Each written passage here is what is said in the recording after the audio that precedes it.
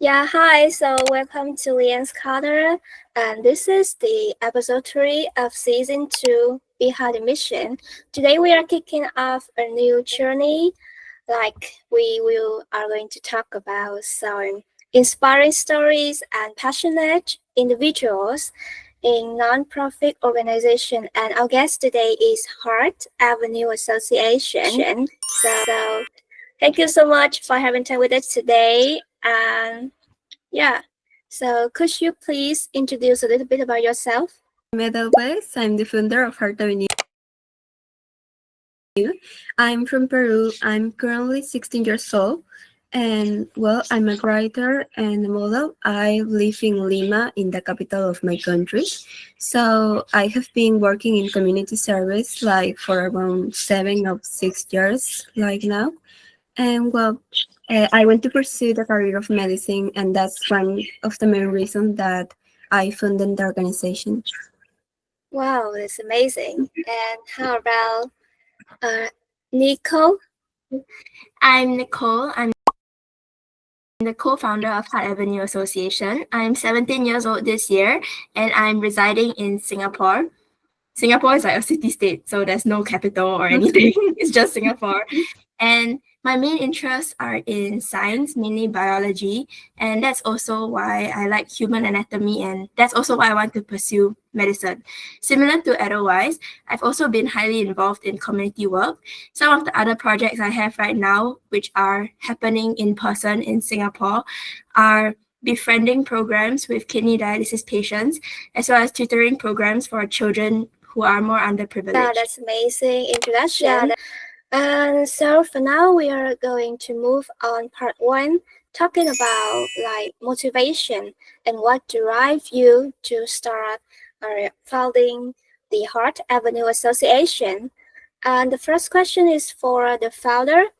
What inspired you to start this project? Why do you decided to have motivation to founding Heart Avenue Association?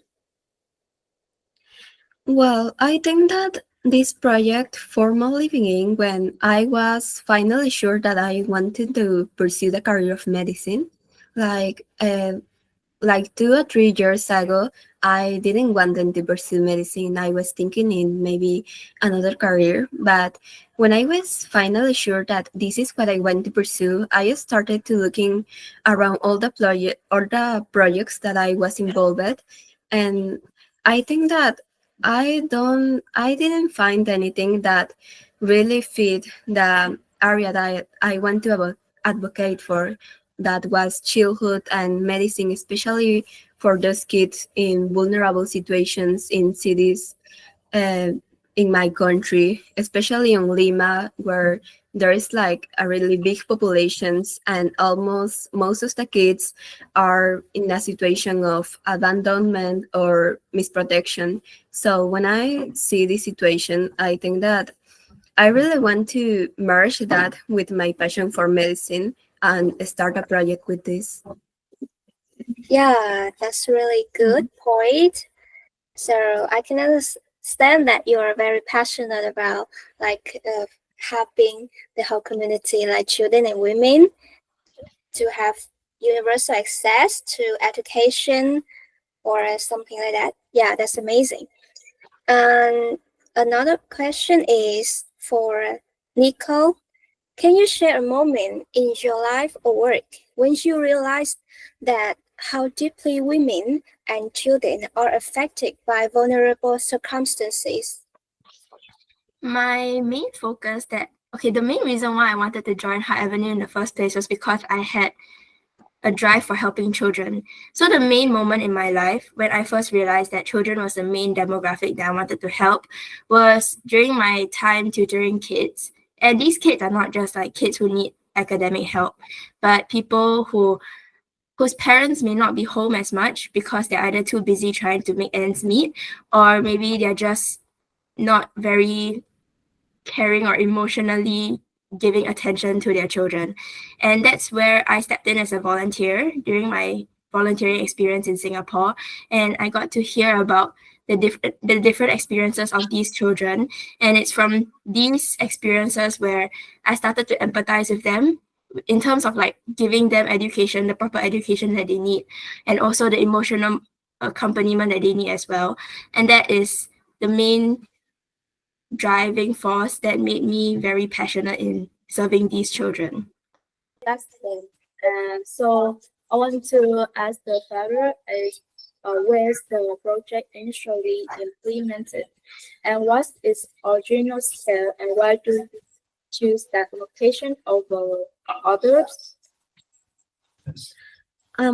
Well, the project of Heart Avenue was initially began with a chapter called MISSON, Okay, and so we began with educational webinars, but to raise awareness regarding medical conditions and other situations. The main skill was like in one city. All that started with virtual activities. I think that that was because we wanted to create like an audience that we could count on for future activities.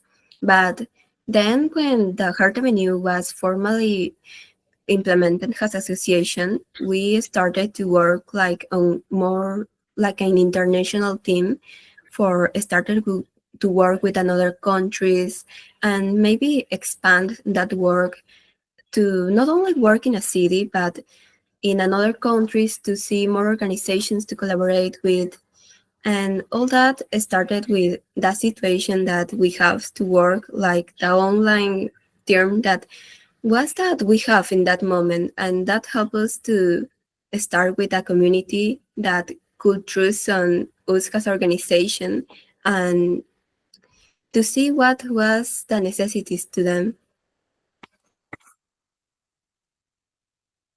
yeah, that's really good. And another question is like, what were the initial resources that supported the operation of the project?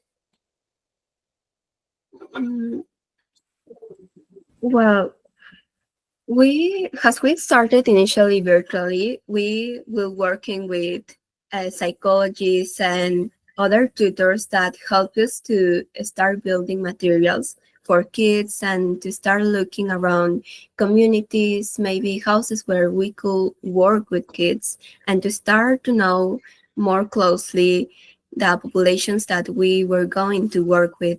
So we started mainly with uh, educational resources like campaigns, moral, everything started to work online. But then when we started to work like in-person activities, we worked with like workshops with kids. Everything was so small at the beginning, but what we have is was mainly the resource that the teachers, psychologists, and another doctors that wanted to join this project provide us to work. Yeah, that's really amazing. Like just start from small resources and then to bigger ones. That's really wonderful. And for now, we are moving on to part two, talking about challenges and obstacles. I mean, like some difficulties that you have might face during the operation of your project. And the first question is for Nico. Can you describe a particular difficulty that almost makes you consider quitting in some time? Yeah. Okay, so when I first joined Heart Avenue Association, the main thing that I first noticed was how every single member was from different countries. And these people were not from like one centralized location on the globe. It was really everywhere. So there were people from Africa, there were people from Singapore, where I am, in Malaysia, and also otherwise is from Peru, which is in North America. And all these people are everywhere. So our time zones are extremely different. Like even now when we're meeting, it's morning where otherwise is at. It's almost nighttime. It is nighttime where me and Annie and Lily are at, right? So these time zone differences made it very difficult for communication, especially since at the start, a lot of communication is needed if we want to build the foundation of this project very strongly.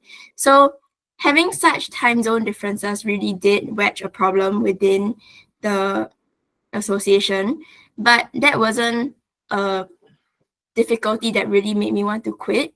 I would say another more prominent difficulty was also our geographical barriers made it hard for us to really see impact being implemented. So the thing about running an organization on your own is that it can sometimes be quite demoralizing and makes you lose motivation if you see nothing happening. Because in the end, all these operations are done on our own. So we are the ones trying to drive change. And if we don't see this change happening, then it's very unmotivating for us. It makes us feel like, okay, then why are we doing this? Or at least it made me feel like it. Because if I don't see change happening because of Heart Avenue Association, that makes me feel like it makes me feel like I'm losing motivation.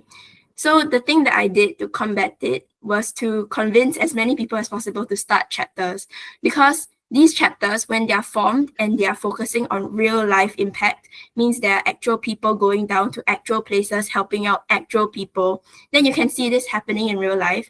And that's what makes everything more inspiring. And that's what drives you to continue. Yeah, that's wonderful. Like, although you have like geographical barriers or the time differences, I mean, bigger, but it's not a big deal. Yeah, right? Yeah. Okay, so another question is for the founder. How do social, cultural, or economic barriers impact access to healthcare in the communities you work with? As I started to work in community service in Lima, Peru, I started working with communities that were like on misprotection areas. I think that the healthcare is really one of the most inequality situations here in my country.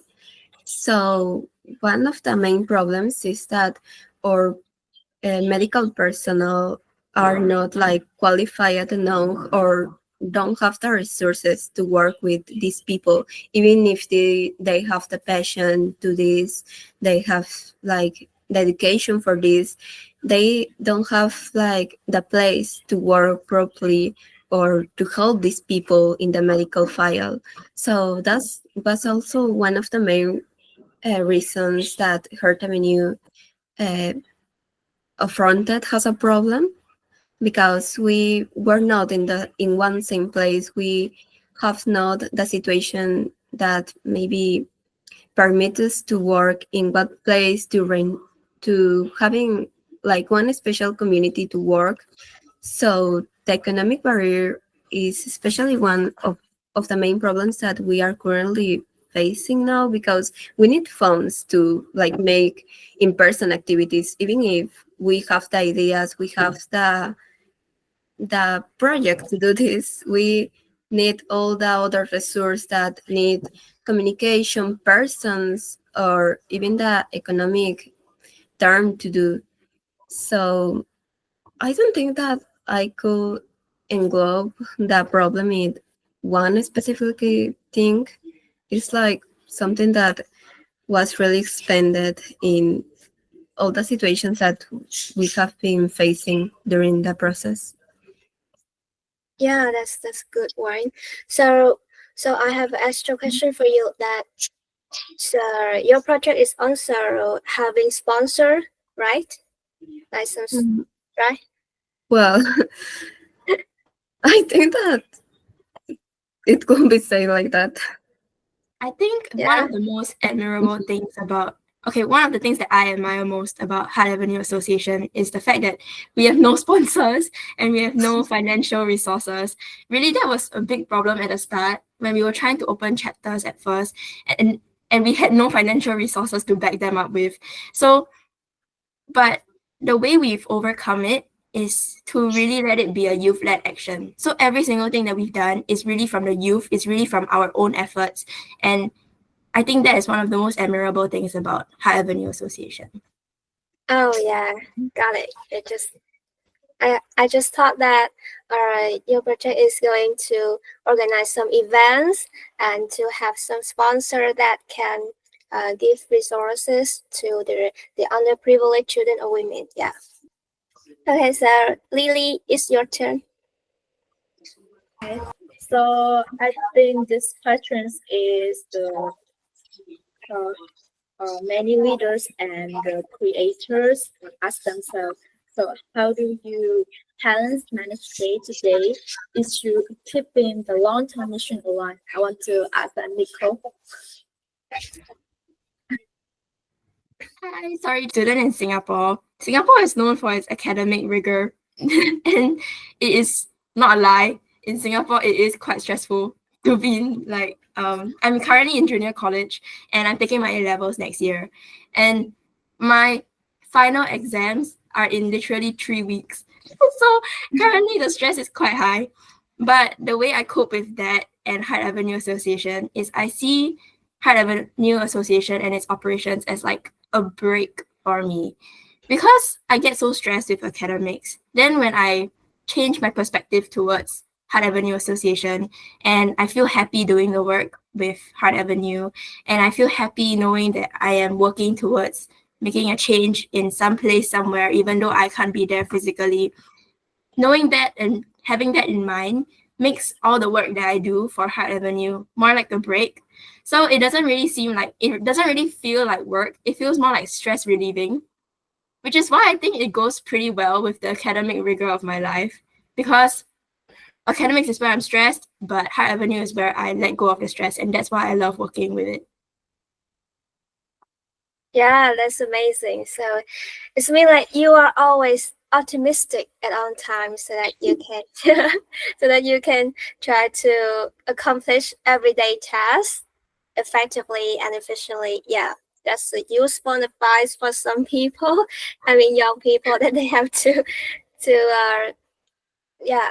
Okay, that's a really good one. So for now, we are moving on to part 3, talking about memorable moments during the operation of the Hart Avenue Association. So the first question is for the founder. In your experience, what does it mean for women and children to have their human rights recognized in daily life, not just on paper or newspapers? It will be the sensation and really that truth that we could like live or walk around the street, do our daily life things without feeling a fear for something happening to us or something happening to our children or family members that maybe in some way represents a vulnerable population. Especially here in Peru, I think that this is reflected because a lot of children are on the street alone really every day. Peru is not a safe country at all.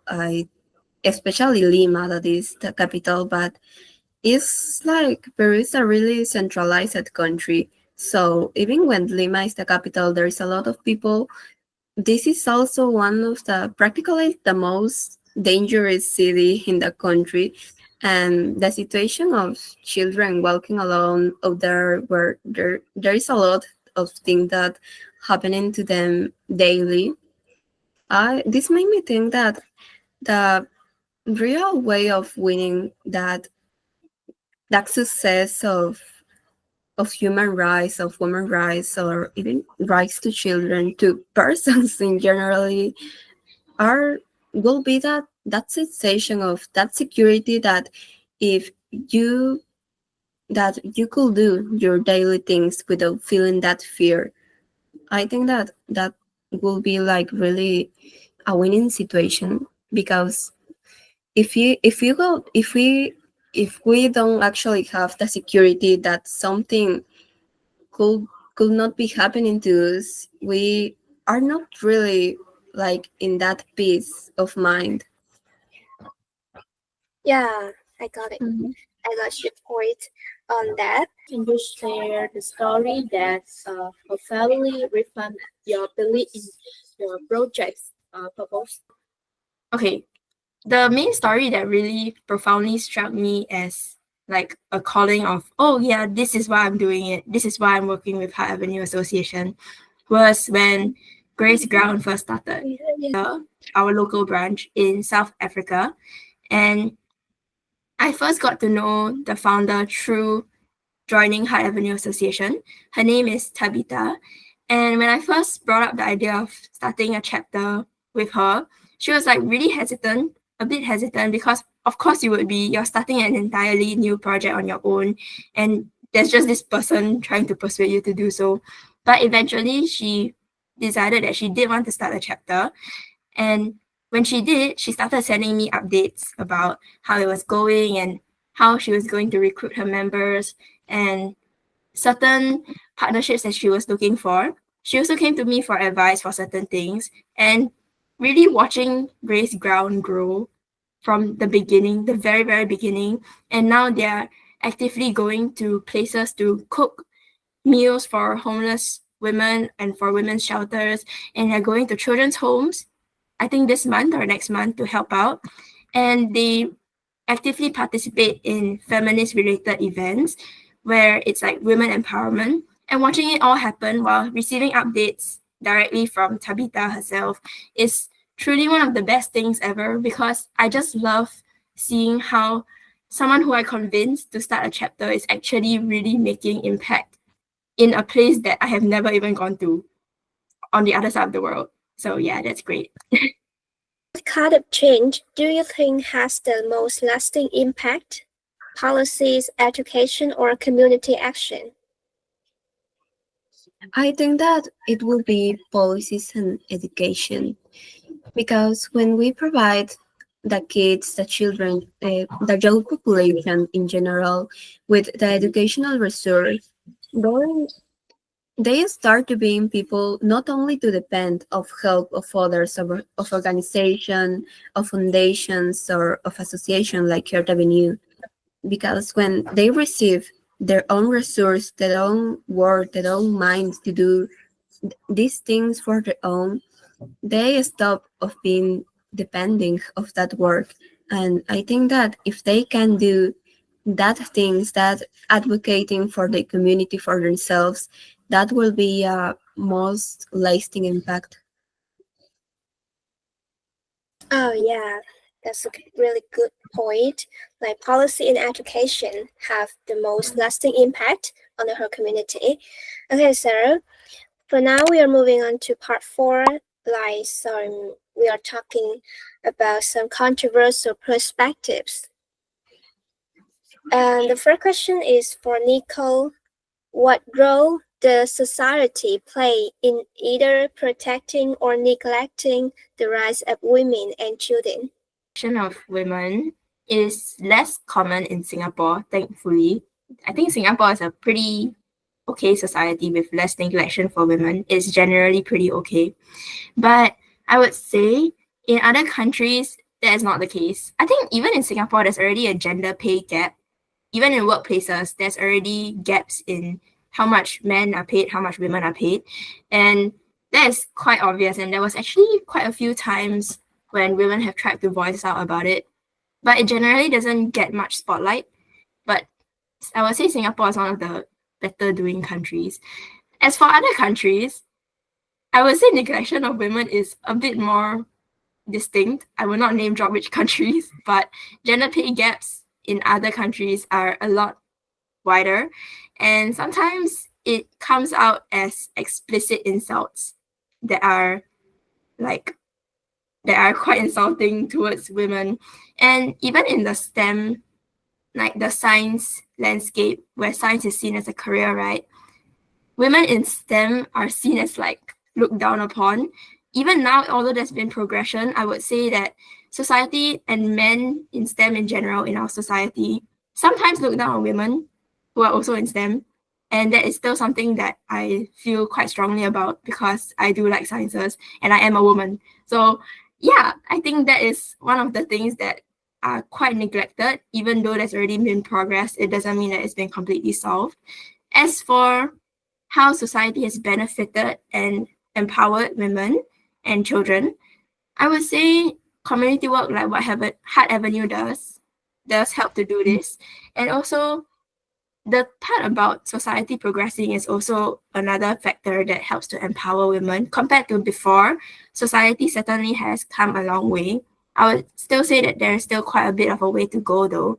So even though society has empowered women and children in their own way, the problem hasn't been fully solved, which is why projects like ours, as well as other projects out there, are necessary. Oh yeah, that's a specific answer to the question, right? Yeah, that's really good that you have give some examples and then you yeah, that's You have a lot in this work. When the role gets tough and I know staying motivations can be hard. If I don't start, where are you asking me about my motivations to keep this project going, right? Well, Yes. I think that, I already have graduated high school, so Heart Avenue is currently one of the main focus on my life. This form part of my day-to-day routine is practically the center of my life currently. I really enjoy too much the activities in the organization. So I think that personally, because of my routine on all the things on all the other projects that I have in my life, Heart Avenue is the center because it's like the biggest project that I am working on currently. So it will be like really difficult to me to just leave this project. I really have a strong connection with this because it started like already a year ago, and it practically forms part of what I do in my day to day. It's not just like a separate project or a community project.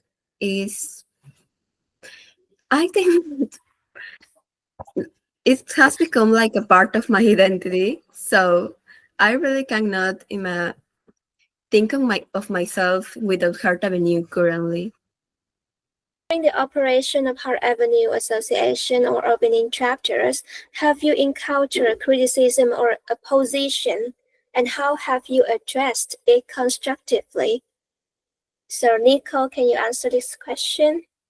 Support towards Heart Avenue has been quite optimistic. I feel like everyone has been quite receptive and quite nice and open and wholesome to our project. But I will say that I do foresee some criticism coming. Mainly criticism for me because ever since I started secondary school, which is I think high school in other countries, I've been quite actively involved in community work. But I would say that I have been so actively involved that some people question whether I mean it because I'm involved in so many things. People question whether I'm genuine in my intentions towards these organizations. In fact, I had one person tell me to stop doing so many community work stuff because I'm doing too much, which did not make sense to me because, like, what? And she really just told me straight to my face, like, I think you should stop doing it. What? Why? Okay, yeah, anyways, that was just one of the criticism that I've gotten, which is also why I've been quite hesitant to share about my involvement in Heart Avenue Association with my Singapore friends. Like I do tell them about Heart Avenue, but I don't tell them about me being co-founder. I just tell them that this is something that I am passionate in. This is something that I'm helping out in. I think most of my friends don't even know that I'm co-founder of Heart Avenue Association. I think only 3 people in Singapore know. But it's okay. It's fine. I think as long as I'm helping out the work, even if I receive criticism, it's fine. It's just that I would prefer to avoid it. Oh, yeah, that's really amazing, right? So, and for now, we are moving on to part 5. I mean, the final part of the podcast today, talking about future hopes and message. So, I want to ask the father, what is your long-term vision for the project, and what milestones do you hope to achieve in the foreseeable future? I was mainly thinking of what I wanted to do with Heart Avenue. This is like a project that I have been keeping on like for really many years. It started when I was starting high school that I wanted to like have a foster home for childs, like an orphanage. But when I was a kid, when I was really younger, I'd imagine Heart Avenue like something more magic, more innocent in the mind that I have in that time. So now that Heart Avenue is actually a real project, a real association. I think that idea that I have when I was a child is something that I'm looking to make real this time, because I really want to like make a fair association, some place where we can help directly with childs, not only with chapters, not only with workshops or activities or donations, but I really want this project something like a house, or maybe a fostering house, a medicine house, or even a clinic or a hospital for childs, if we could do that in some future. Long-term vision for the whole project. To ask Nicole to what about you to give the young people who they want to start their own social project? I would say from my experience, starting a social project can be quite daunting. I think the first thing that is quite daunting about it would be the fact that it is a project that is under your name. So you are representing it, and whatever happens to it, you have to take the burden or the credit. It could go either way. And the second thing that I would say is scary about starting is about the scale. If you really want to dream big and you want to start a social project of such a large scale, you also need to have a lot of factors into consideration. Will people want to sign up? What are you going to do it about? All these kinds of things. But despite all these scary elements of starting your own social project, I would advise youths to just go for it. Because, like, so what if it fails? At least you tried, you know? And the entire drive behind starting a project in the first place is to try to make a change. It's not to enhance your name or to add another thing to your portfolio or to try to make yourself seem better than like what people think of you, or to try to enhance your social image. Just start one, because even if it fails, at least you've tried, and trying is something that you should be proud of in the first place. And if it succeeds, good for you. If it doesn't, try again. We have to be pessimistic and try every time, although we have failure in some cases, but we have to be motivated at all the time to try for the best. So this is the end of the episode today. And I'm so glad and are grateful for your having time with us today on of the Heart Avenue Association to spend time sharing your own stories, your own insights that we can have a deeper insight to have a full understanding of the whole project.